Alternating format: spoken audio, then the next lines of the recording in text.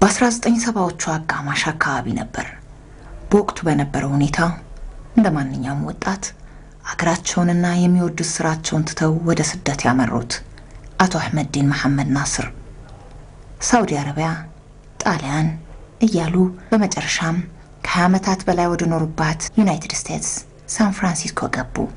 በዚያም በኢትዮጵያ ይሰሩበት የነበረ ሙያ ባንኪንግ ኤንድ ፋይናንስ እዛው ሄደው ቀጠሉበት። ከዚህ ጎን ለጎን የቢዝነስ አድሚኒስትሬሽን ትምህርታቸውን በመከታተል የተለያዩ ልምዶችን አካበቱ። አሜሪካ የብዙ ስደተኞች የዓለም ስደተኞች ሀገር ነች እና ላንድ ኦፍ ኢሚግራንትስ ነው የምትባለው። አሜሪካን ሀገር የሌለ ዘር እና ሃይማኖት የለም።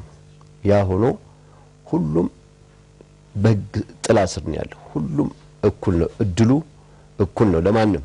ኦፍ ኮርስ በነጩና በጥቁሩ ወይም በቢጫው ማከለ ልዩነት አለ፣ ግን በህግ ያንን የጎደሉ ነገር ማሟላት ይቻላል። በኃይል ማምንበት ነገር ምንድነው? ሰው ከሰው የሚበላለጠው በድል ነው። እድሉን ካገኘ ማንም ከማንም አንስ ፊልዱ ሊለያይ ይችላል።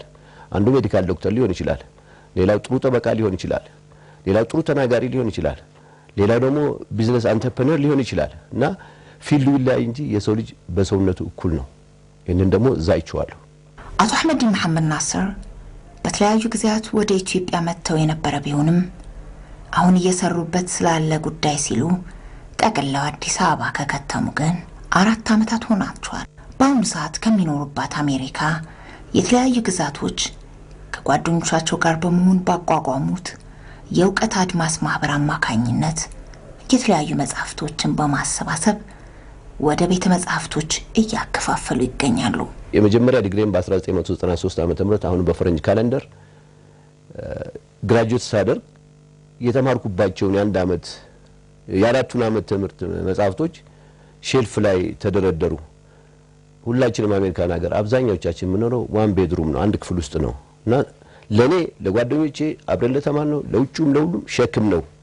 የኛ ሸክም የሆነው ለወገናችን ጸጋ ይሆናል አልኩና ይሄንን የሚያምኑ ጓደኞችን ሰበሰብኩ። አላማውን የሚደግፍ የሰው ልጅ ሆኖ ሁሉ ተባበሩኝ። የመጀመሪያው ጥረቴ 5000 መጽሐፍት የሰበሰብነው 80000 መጽሐፍ ነበር። የመላኪያው አቅም ተማሪው ስለነበር አልቻለም። ግን በስታንፈርድ ዩኒቨርሲቲ በኩል አሁን አንድ ጓደኛ ያለ ዶክተር አዌቱ ሶሜሶ ይባላል፣ እዚህ ሀገር ነው። እሱ የሚማርበት ዩኒቨርሲቲ ረድቶን 5000 መጽሐፍ ለአዲስ አበባ ዩኒቨርሲቲ እና ለናዝሬት ስኩል ሰጠን። እኔ አሜሪካን ከገባው በኋላ ከአዲስ አበባ ዩኒቨርሲቲ ጨርሰው የመጡ ትምህርታቸውን ያቋርጡ የመጡ ልጆች ብዙ የመጽሐፍ ችግር እንዳለ ይነግሩኛል። አንዳንዶቹ እንደውም የፎቶኮፒ ማሽን ባለመኖሩ መጽሐፎች እየቀደዱ ለዛ ለፈተና ማለፊያ ያደርጋሉና ያ ጥፋት ይሰማኝ ነበር። እዛ ደግሞ መጽሐፍ በጣም ብዙ ነው። መጽሐፍና ኮምፒውተር ማምጣት እንደ ውሃ እንደመጠጣት ቀላል ነገር ይመስለኛል አሁንም። እና የኔ የመጽሐፍ የማንበብ ፍቅር ከልጅነቴ ነው የመጣው። አንድ አባቴ አስተማሪ ነበር። ሁለት እኔ መጽሐፍ ማንበብ ወዳለሁ። ወንድሜም እህቶቼም የሚያነቡ አሉ። ሁሉም አይደሉም። ሁሉም ሰው አንድ አይነት ስሜት ሊኖረው አይችልም። በህይወት የሌለው ወንድሜ አለ፣ በጣም ያነብ ነበር እና የሚያነቡ ሰዎች ይከበራሉ። ሌላው ደግሞ 101 ምክንያቶች እዛ ግድግዳ ላይ እንደምታዩ የሰው ልጅ 101 ምክንያቶች ያሉት መጽሐፍ የሚያነብበት። ስለዚህ የተጎዱ ወገኖቼ ብሪሊየንት የሆኑ አገር ሊያኮሩ የሚችሉ ልጆች መጽሐፍ ቢያገኙ ያን ችግራቸውን አይቼ ነው ወደዚህ እንትን ውስጥ የገባሁት። እኔ ፓርት ኦፍ ሶሉሽን የመፍትሄው አካል መሆን አለብኝ ብዬ ጀምሬዋለሁ። በኔ ባንቺ እዚህ ባለነው ብቻ ሚራክል መስራት አይቻልም። የሁሉም ሰው አስተዋጽኦ ግን ሚራክል ሊያሰራን ይችላል። ሰዎች እንደየተሞክሯቸውና ፍላጎታቸው ወገኖቻቸውን ሲያግዙና ያለን አንዱ በሙያው በእውቀቱ በገንዘቡ ሌላው የማህበረሰቡን ችግር አጥንቶና ለይቶ ነቅሶ በማውጣት ይሰራል። የስጦታው አለም የእርዳታው መጠን ቢለያይም ሁሉም ግን ወገኖቻቸውን ለማገዝ የሚያደርጉት ጥረት ነው። ዘሩ ይመር ይባላል። በአንድ ወቅት በአገራችን የልብ ህሙማን ህጻናት መርጃ ማዕከል ለማቋቋም በተዘጋጀው 1 ብር ለአንድ ወገን ፕሮግራም ዘሩ ለምኖ ያገኛትን 1 ብር ለወገኖቼ ብሎ መስጠቱ ድርጅቱ ባዘጋጀው መጽሔት ማንበባቸው አቶ አህመዲን የበለጠ ስራቸውን እንዲገፉበት እንዳነሳሳቸው ይናገራሉ። ይሄ ልጅ ለሀገሩ ከረዳ እያንዳንዳችን ብዙ ነገር ልንሰራ እንችላለን።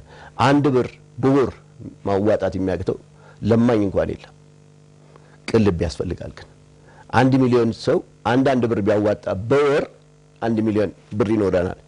በ1 ሚሊዮን ብር ኢትዮጵያ ውስጥ እኔ ነኝ ያለ ላይብረሪ እኔ አሁንም ኮምፒውተርና መጽሐፎችን ለመሸከም ዝግጁ ነኝ። በአጠቃላይ ሲታይ ማንበብ ባህላችን በጣም ዝቅተኛ ነው።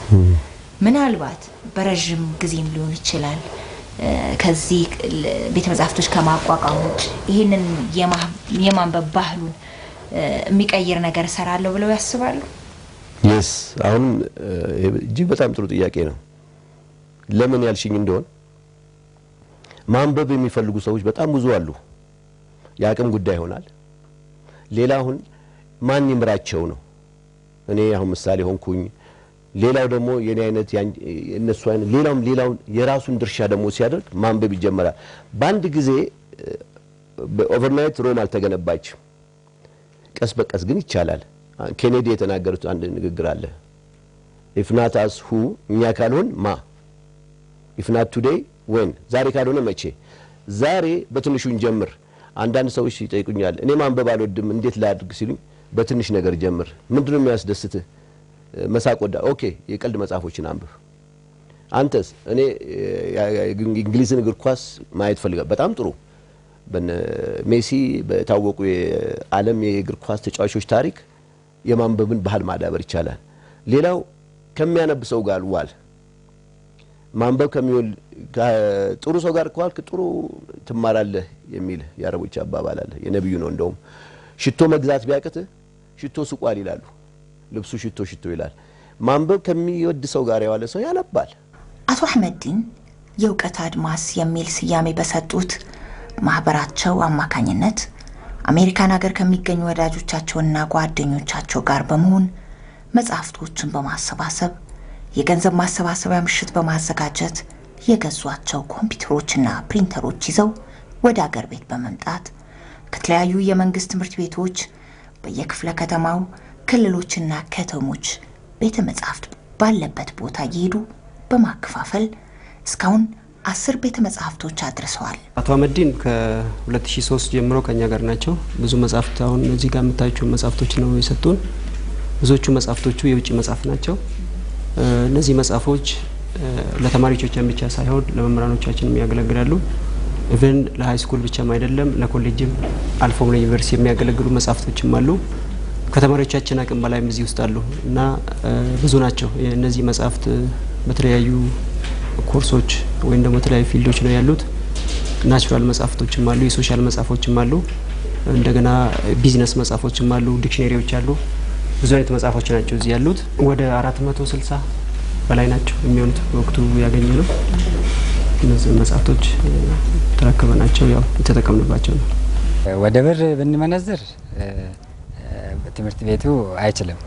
የአመቱን በጀት ወደዚህ ቢያዞር የሚችል አይመስለኝም። ለምን? አንደኛ ነገር መጻሕፍቶቹ ውጪ የታተሙ ናቸው፣ ገበያ ላይ የማይገኙ ናቸው። ለምሳሌ ማኔጅመንት ኤሪያ ላይ ያለ፣ ቢዝነስ ኤሪያ ላይ ያለ፣ ኢኮኖሚክስ ላይ ያለ በጣም ትላልቅ መጻሕፍት ውጪ የማይገኙ ኢቭን ትንሹን ነው የነገርኩሽ 300 ብር 500 ብር የማይገኙ መጻሕፍት አለ። ኢቭን ገበያ ላይ አይገኙም። በብር ደረጃ ብቻ ሳይሆን መጻፉ ማግኘቱ ራሱ በብር የማይተመን ነገር ነው ብዬ ነው የማስበው። እነዚህ መጻሕፍቶች ከአቶ አህመዲን ያገኘናቸው ወይም የተሰጡን መጻሕፍቶች በገንዘብ ተውጠው ይገዙ ብንል በፍጹም አይደለም።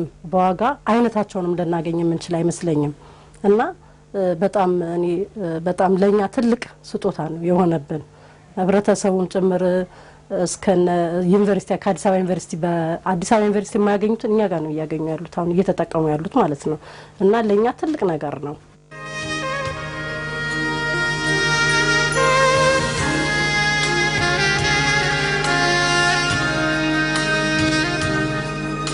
መጽሐፉን አምጥተንኛ ኮምፒውተሩን ይዘናል። ቤቶች ላይብረሪ ቦታዎች የለንም። እነሱ ደግሞ ቦታ አላቸው። ኢንቲግሬቲንግ ባርጌኒንግ ይባላል። ዊን ዊን እነሱም ይጠቀማሉ፣ እኛም እንጠቀማለን። እኛ መጽሐፍ እንሰጣለን፣ ኮምፒውተር እናቀርባለን፣ ዋጋ አንጠይቅም የመጽሐፍ እነሱ የቤት ክራይ ላይ ጠይቁ ነው የተስማማ ነው። ይሄ ሜሞራንደም ኦፍ አንደርስታንዲንግ የመግባቢያ ስምምነት ተፈርሞ በእያንዳንዱ ላይብረሪ በዚህ አይነት ነው። እነሱ መጽሐፍ ከሌላቸው ላይብረሪ አይባልም። ቤቱ ኖሯቸው መጽሐፍ ከሌላቸው ማለት ነው። እኔ መጽሐፉን ይዤ ትራስ አይሆንም። ስለዚህ እንጠቃቀም የሚለውን አይዲያ መጣውና አሁን በዚህ ዘዴ ነው ወገን መጽሐፉን ሊያገኝ ኮምፒውተር እስካሁን አልሰጠንም። አሁን እንግዲህ ለዚህ ለአረፋ በዓል አሁን ለሙስሊሙ በሚቀጥለው ደግሞ በገና በዓል ለክርስቲያኑ ወንድሞቻችን እስላም ክርስቲያን ሳንል ሁሉም በቅደም ተከተል early bird catches the fish ቀድሞ የሚመጡ ሰዎች ቀድሞ የሚመጡ ኢንተረስት ያላቸው ቀበሌዎች ይሆናሉ፣ ሃይ ስኩሎች ይሆናሉ። ፎርማሊቲውን አሟልተው እስከመጡ ድረስ ትራንስፓረንት በሆነ መንገድ መጽሐፎችን እንሰጣለን። ለመስጠትም ዝግጁ ነን። በዚህ አይነት ነው ምን ሰራው። ተማሪ ያሉ ሊሆን ይችላል እዚህ ሀገር ያሉ የመጽሐፍ ችግር አጋጥሞት ያውቃል? ለኃይለ ሥላሴ 65 ዓመተ ምህረት ማትሪክ 3 እኛ የመጨረሻ ነን ለማትሪኩ ማለት ነው ለጃንሆይ ማትሪክ።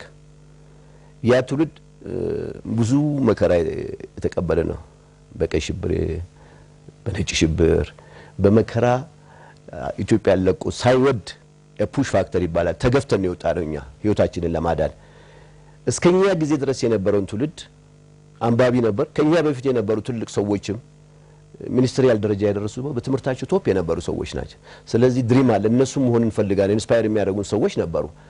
ያ ትውልድ ያነብ ነበርና በ66 ዓመተ ምህረት አብዮቱ ፈንድቶ መጽሐፍ እንደሚመጣው መሰለሽ ከኮሙኒስት ሀገር ነው።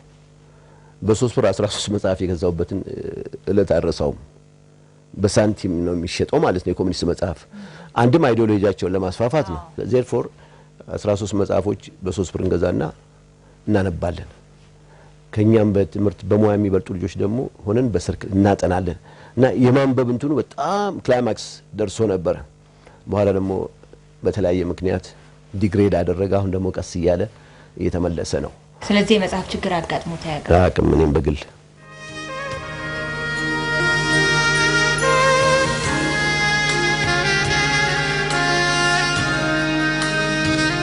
አቶ አህመድ ኢማም ናስር እኔ 8ኛ ታናሽ እህቱ ነኝ። በዚህ ስራ ዙሪያ በጣም ነው የደከመው። ብዙ ነገር ሳክሪፋይስ አድርጓል እንደነገረሽ። እኛም ደግሞ ያው ሞራል እየሰጠነው ማለት ነው። አይዞህ እያልን እንግዲህ እንዳላህ ፍቃድ ለዛሬ ቀን በቅቷል። ከዚህ በኋላ ደስ እንደሚለው እርግጠኛ ነኝ። ስራቸውን ታምኝበታለሽ? በጣም ምክንያቱም እሱ ለዓለም ደረጃ ነው የሚያደርገው እንጂ ለራሱ ብዙ እንትን የሚያደርገው ነገር የለም። ግን ወገኖቼ መማር አለባቸው፣ ማንበብ አለባቸው፣ ማወቅ አለባቸው በሚለው ነው። አንቺ ማንበብ ትወጃለሽ? ከሞላ ጎደል ታነቢያለሽ? ምናልባት አቶ አህመድ የሚያመጧቸው መጽሐፍቶች አይተሻቸው ነበር? አይቻቸዋለሁ፣ አግዣለሁ። እኛም ቢሮ ቦታ እንትን አድርገን ነበር ተሸክማለሁ ማለት ለሞራሉ ደስ እንዲለው። አሜሪካን በነበረበት ጊዜ እኔም አሜሪካ በሚሄድበት ጊዜ ብዙ ጊዜ ያሸክሙ የሚልከኝ መጽሐፍ ነው። ለቤተሰቡ ለጫማ ላኩልን፣ ጂንስ ላኩልን ምናምን ብለው ተልኬ ሄድኩባቸው እህቶቼ ስመጣ መጽሐፍ ይዤ ስመጣ ምን ነው ይሉኛል። አይ የተላከላችሁ ይሄው ነው መጽሐፍ ነው እያልኩ እንግዲህ ያው ያኔ እዛው ነው የሚልኩት መጽሐፍ በቃ በፋሚሊ እንደው እንትንሽ ውስጥ ሁሉ ላጌጅሽ ውስጥ ሁሉ አትሊስት 4-5 መጽሐፍ ይደረጋል። እኛ ሁላችን ለወገን የምናስብ ከሆን ለወገን ማስተማር አለብን። የተማርነው ሰዎች ደሃ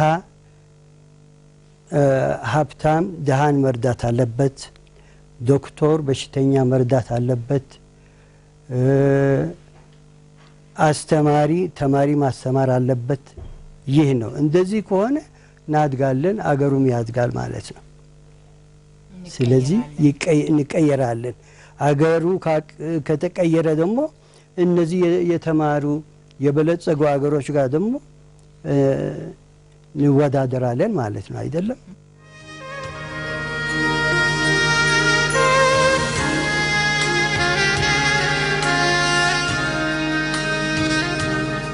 ነብዩ መሐመድ አላህ በጅብሪል አማካይነት ትእዛዝ አስተላለፈላቸው ያ ምንድነው የሚለው ስገድ አይደለም ነግድም አይልም እቅራ ይላል እቅራ ማለት አንብብ ማለት አንድ ሰው ሳያነብ ሳያውቅ አይሰግድም አይማርም ስለዚህ ለነብዩ መሐመድ ያ ሲነገር የወረደው መልእክት አንብብ ስለሆነ ቁርአንን ተነገራቸው በቃላቸው ያዙ ቁርአን ወረደላቸው ነው የሚለው ይሄ መልእክታዊ ነው በምድራዊ ትእዛዝ አሁን በቅርብ ጊዜ ዛሬ 4 አመት ገደማ ፕሬዝዳንት ኦባማ ቤተ መንግስት ሲገቡ ወደ ዋይት ሃውስ ማለት ነው አንድ ጠንካራ መልእክት ለአሜሪካን ህዝብ በሙሉ አስተላልፈዋል throw your gadgets ኮምፒውተር አይፓድ ሌሎች ነገር እሱን ተውና አንብቡ የሚል ይሄ ደግሞ ምድራዊ ነው የማነቡ ሰዎች አስተያየት መስጠት አይችሉም ይላሉ ቻይናዎች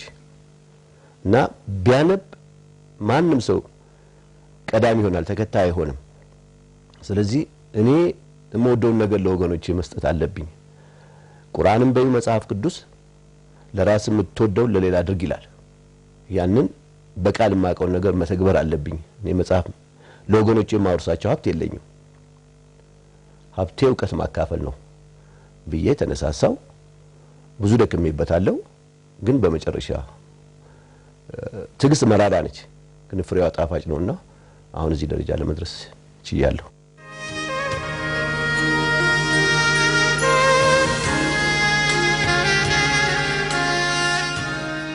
እስካሁን ድረስ የዕውቀት አድማስ ማህበር አሰባስቦ ለተጠቃሚ ያደረሳቸው መጽሐፍቶች ወደ 10,000 የሚደርሱ ሲሆኑ ከዚህ በኋላም ማሰባሰቡንና መሸከሜን እቀጥላለሁ ይላሉ አቶ አህመዲን መልካም በዓል